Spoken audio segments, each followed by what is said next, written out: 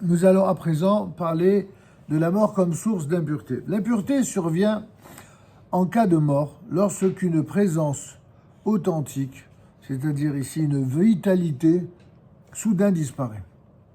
La spiritualité, comme vous le savez, est à l'origine de la vie et la vie sert de fondement à la spiritualité. Rabbi Yehuda Halevi propose une explication globale de la notion d'impureté qui donne une signification unitaire de toutes les formes d'impureté. C'est ainsi que, selon son habitude, pour reprendre la note 66, selon son habitude, Rabbi Yehuda Halevi se refuse prudemment à affirmer que cette explication exclut toute autre approche. Il se contente de la proposer comme l'une des voies d'accès vers une compréhension du sujet. Cette prudence, elle reflète justement l'humilité et aussi la puissance des Chachamim. Dans le paragraphe 60, il est dit dans le Kuzari, l'impureté de la lèpre et des flux et écoulements peut être mise en relation avec l'impureté du mort. C'est ce que je vous disais tout à l'heure.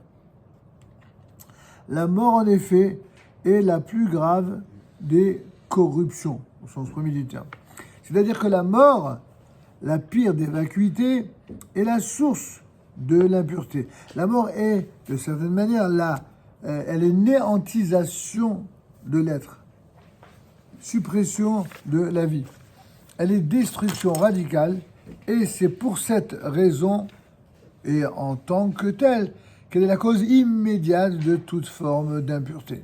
Comment cette idée rend-elle compte des trois catégories d'impureté? Alors voyons avec le Rav l'impureté du mort tout d'abord.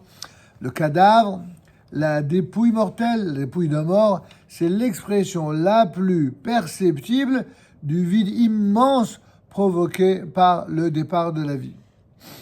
Les victimes de flux et d'écoulements, mais aussi des menstrues et accouchements, ainsi pour l'appareil génital de l'homme, c'est-à-dire la fonction sexuelle, est responsable des enfantements et donc de la fécondité qui rend possible la multiplication de l'homme sur Terre. Elle est donc tout entière tournée a priori vers la production de vie nouvelle. Lorsque cette fonction tourne à vide, eh bien, les flux et écoulements en tout genre sont les signes d'espérance de vie avortée. C'est une forme de mort. Oui, il l'a dit de manière différente ce que je vous ai dit tout à l'heure. Je l'ai dit autrement, je suis d'accord, mais on parvient à la même conclusion. C'est une vie non fécondée ou avortée. Lui, carrément, il dit avortée, ça va plus loin. De même, le sperme corrompu, il possédait en effet un esprit naturel et il était prédisposé à devenir une goutte de semence, donnant naissance à un être humain. Sa corruption est à l'opposé de la dynamique de la vie et de l'esprit animal.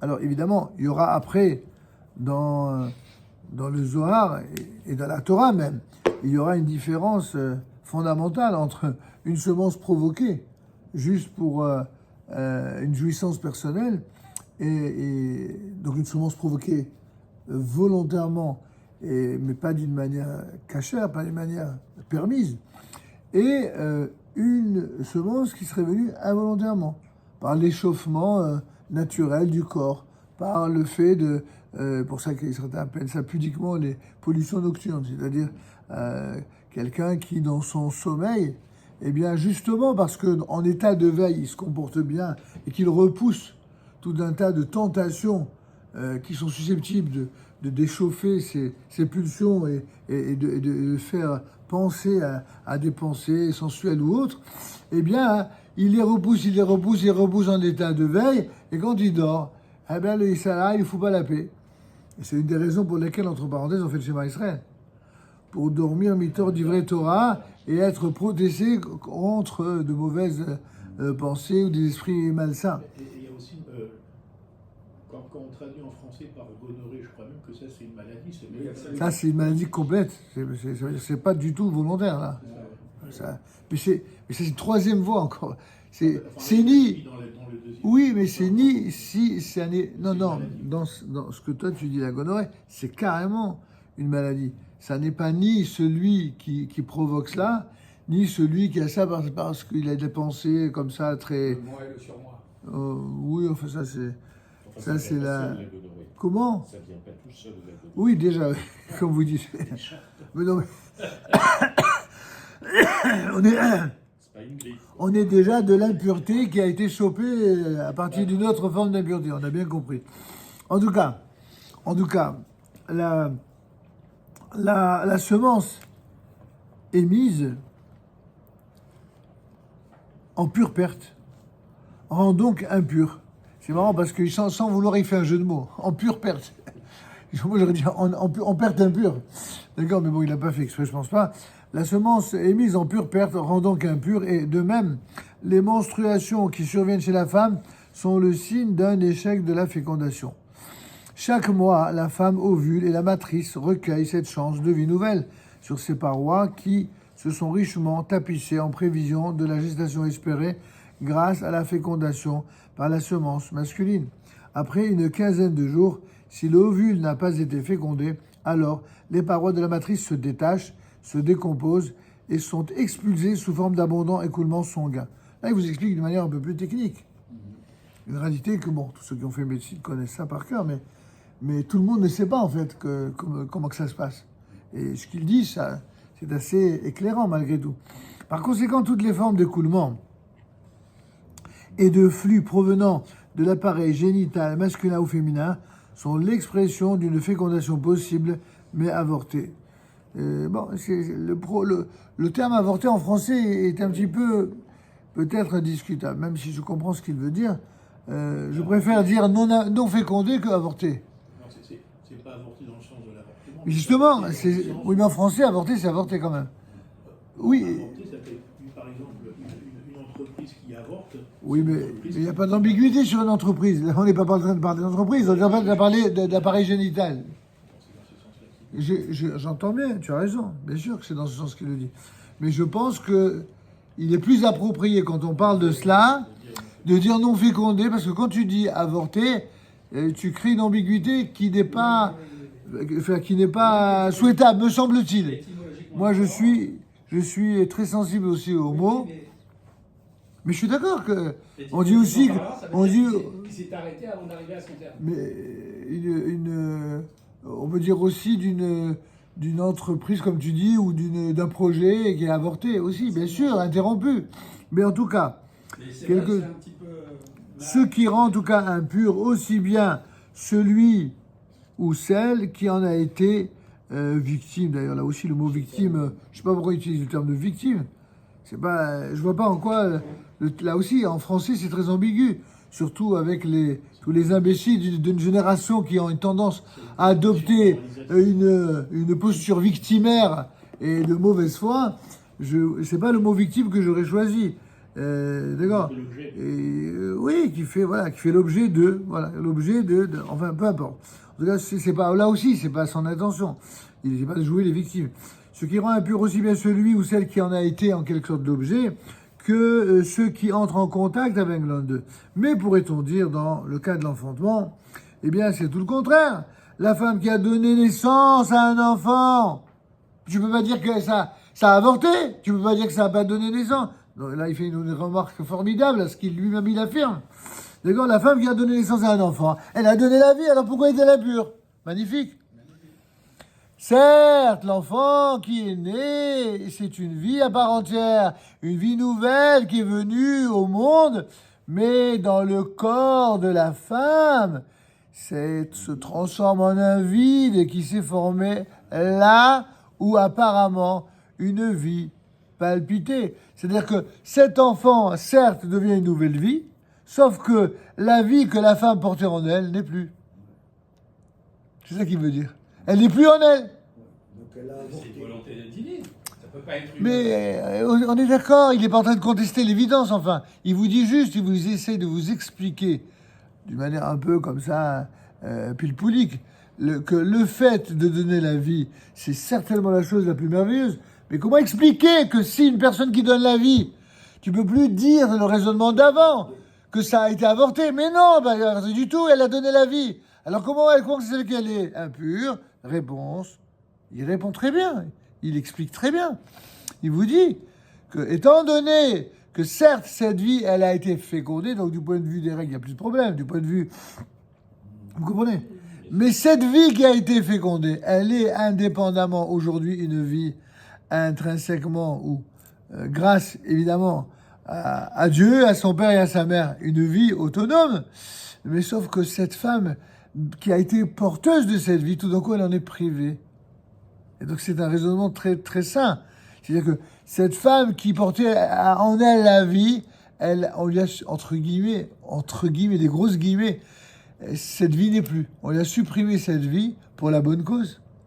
Et d'une certaine manière, c'est ça qui va donner son statut d'impureté. Oui. Alors, c'est pas tout à fait le même sujet, mais c'est aussi une difficulté de compréhension. Oui. La femme qui accouche, à l'époque du temple, elle devait apporter un corban, et je crois que c'était même un corban khatat. Oui, non, c'est pour une autre raison. Ouais. Parce que là aussi, non, mais korban khatat, c'est autre chose. Korban khatat, c'est lorsque une femme, au moment des douleurs engendrées par la grossesse, elle a maudit Chas v'Shalom ou Dieu ou son mari. Ça y est, c'est pour ça. Ça me revient, ça. Alors c'est pour ça qu'elle fait korban khatat. C'est pas lié, tu comprends? C'est pour ça que c'est khatat, c'est involontaire. Parce qu'elle n'a pas voulu. Elle a pas voulu, tu comprends? C'est comme si une femme au moment de l'accouchement, elle saisit avec ses ongles la sage-femme ou la personne qui est à côté, elle a fait saigner. Elle a fait une khabala, c'est une faute, mais c'est involontaire. J'essaie d'expliquer, de comparer ce qui est comparable. En tout cas, la naissance s'accompagne de, entre guillemets, déchets, à la fois physiques et psychiques, qui sont les traces d'un appareil mis en place pour accompagner la gestation. Celles-ci ayant heureusement abouti, au Hachem, voici qui sont devenus caduques et inutiles, et que pour ainsi dire, eh bien, ils meurent. C'est très intéressant cette analyse, franchement. Regardez la note 67, qui est pas mal aussi, qui vous dit que le fameux baby blues, qui est, quand on parle souvent après l'accouchement, on dit que les femmes, une fois qu'elles ont accouché, elles ont...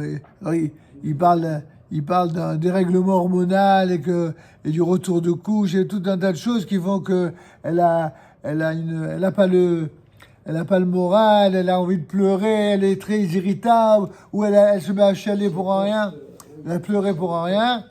C'est ce qu'ils appellent le baby blues, probablement dû au bouleversement hormonal survenant chez la femme après l'accouchement, ainsi que la dépression postnatale.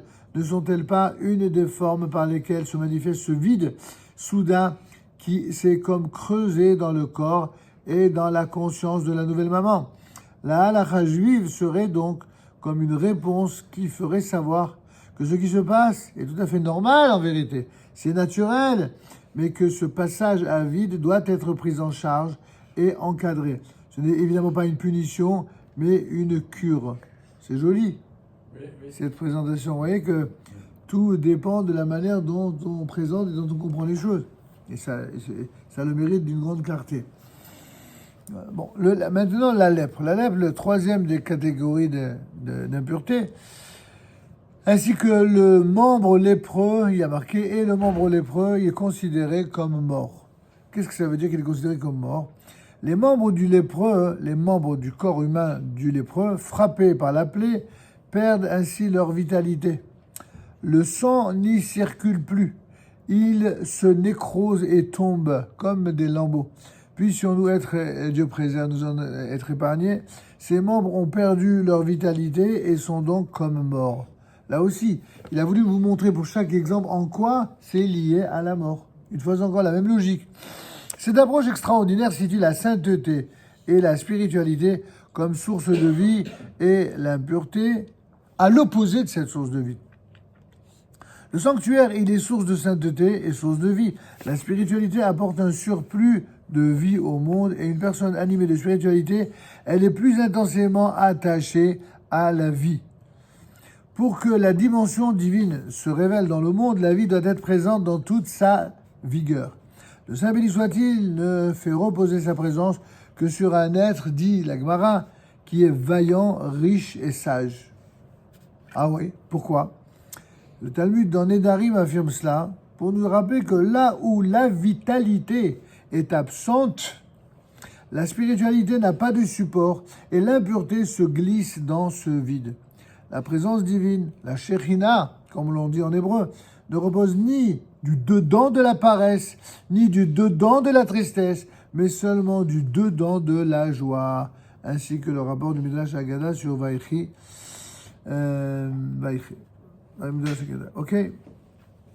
Et donc, les forces vitales, dans toute leur vigueur, sont la condition de la spiritualité. Il faut donc veiller à les renforcer et à les garder saines afin de pouvoir bénéficier des épanchements de spiritualité.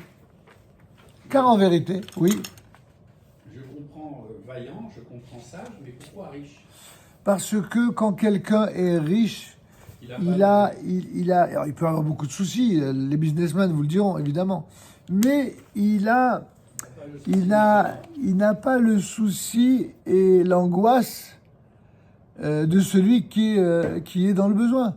Vous savez, les gens, de façon un peu hypocrite, viennent vous dire, quand grâce à Dieu ils ont des gros moyens, oh là là, ne m'en parle pas, je croule sous les trucs, c'est difficile en ce moment. Pourquoi tu parles? Ouais, je dois vendre un immeuble, comme l'autre il m'a dit. Je dois vendre un immeuble pour payer mes impôts.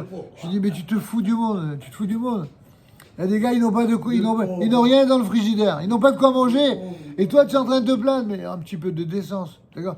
À l'inverse, vous avez des gens qui sont tellement remplis de jalousie et de haine, dont la pauvreté dont ils sont malheureusement affublés, c'est pas le fait d'avoir une subsistance qui est petite, c'est qu'ils sont pauvres spirituellement. Ils sont remplis de haine ou de jalousie, c'est pas mieux.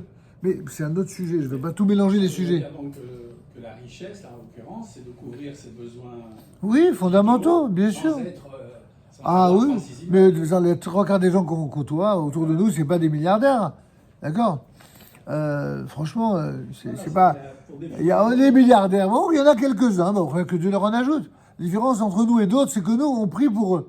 On prie pour qu'ils soient encore plus riches et qu'ils fassent plus de bien. Tandis que les autres, qu'est-ce qu'ils font? Ils les jalousent. C'est quand même une grosse différence dans la démarche. C'est tout. Alors, en tout cas, hein, c'est pour répondre à votre question. C'est que quand quelqu'un, hein, il a compris que la plus grande des richesses, c'est la spiritualité. Mais qu'en plus de ça, il n'a pas de souci d'argent. Vous comprenez? Et qu'en plus, il est en bonne santé. Mais qui mieux que lui? Bah, au prochain. Et en plus, quelqu'un de très riche, donc s'il utilise sa richesse dans le sens de la Torah, ils vont faire profiter les autres. Et ça veut dire ça va être une profusion de vie. Mais bien sûr. Même pour Mais bien sûr. Mais bien sûr. Vous n'avez pas vu, là, chaque année, quand on fait l'appel national pour la tzedaka, les gens sont généreux parce qu'ils savent qu'ils viennent en aide à des gens qui sont dans le besoin. Mais ils ne font pas de cinéma. Et parfois, certains sont très généreux parce qu'ils ont des moyens, mais d'autres ne sont pas très, très fortunés. Mais ils le font de très bon cœur parce qu'ils savent, justement, ils préfèrent être du côté des donateurs que d'être celui qui a besoin d'assistance. Je rigole. Non, mais tout le monde, quand ça dit la plupart, ils sont comme ça. Donc, en vérité, l'élévation spirituelle est le centre de la vie. Pour nous, c'est ça vraiment la plus grande richesse. Mais il est impossible que la spiritualité soit développée autant qu'il conviendrait s'il lui manque tous les acquis matériels nécessaires à la plénitude. Vous voyez, il répond à votre question. Alors, ça ne peut pas être plus clair. Vous comprenez? Si quelqu'un, vous comprenez, il a besoin, il veut étudier la Torah le jour et la nuit, mais il n'a même pas de quoi apporter à manger à sa femme et ses enfants, comment voulez-vous que le gars il reste soit tranquille? Comment voulez-vous? Enfin, il faut réfléchir, être un peu honnête. Donc, c'est vrai, il est impossible que la spiritualité soit développée autant qu'il conviendrait s'il lui manque tous les acquis matériels minimums nécessaires à la plénitude et à la modernité d'une nation. Ainsi, le réveil conduisant à exiger une vigueur nationale, matérielle et tous les autres organes de la vie dans son ensemble. C'est pas le Rav Oshko qui dit ça, c'est la traduction de ce que dit le Kuzari. Le Rav Avraham Yitzhak HaKohen Kook Alav Shalom a écrit une kina sur Yerushalayim qui est résumée dans l'oraison. C'est un résumé de l'oraison funèbre prononcée à l'occasion de qui? Du décès, pas moins que cela, du fameux Théodore Herzl. Binyamin Ze'ev, il s'appelait en hébreu. Binyamin Ze'ev, Théodore Herzl, le 20 Tammuz 5620. 3 juillet 1904, publié dans la revue Sina, etc. Tiens, le 20 Tammuz, je crois que c'est aussi la Skara du Rav Shushna. C'est marrant parce que le Rosh Hashanah, il a été pris en photo sur un balcon, exactement comme Théodore Herzl sur un balcon. Je viens de réaliser, c'est incroyable. Il est décédé le même jour, en date hébraïque. Bon, c'est une parenthèse que je ferme. Donc, de même, aucune des autres sources d'impureté... Ah, pardon, excusez-moi, j'ai sauté la ligne. La relation entre la vie et la spiritualité est réciproque.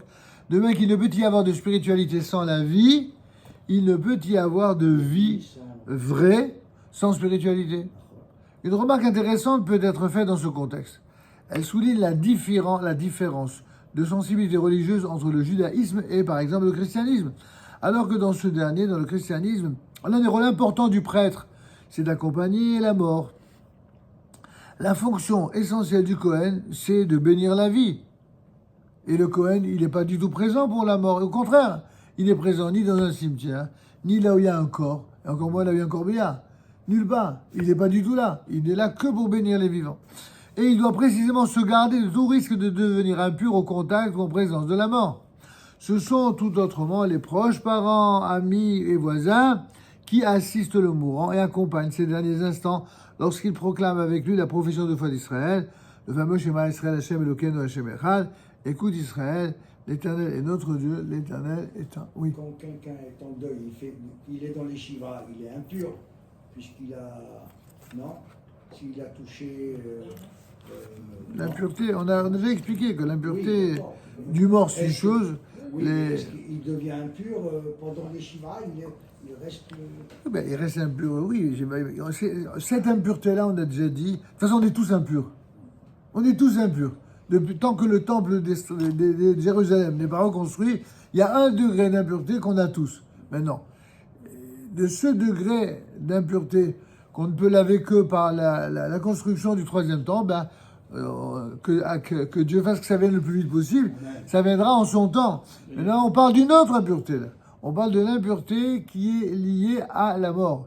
Cette impureté qui est à la mort, quand c'est le mort lui-même, alors on ne peut pas s'en laver immédiatement tant qu'on est à côté du mort. Mais quand on a quitté le mort ou quand on a quitté le cimetière, la seule façon de s'en laver, c'est on se lave les mains. Et c'est pour ça qu'on se lave les mains.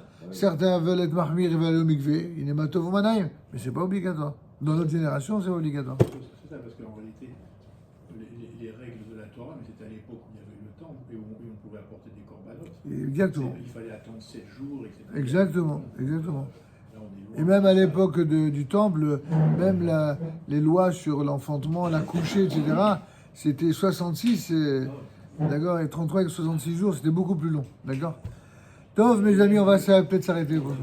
Je crois que c'est dans le livre de Rabbi Yaakov.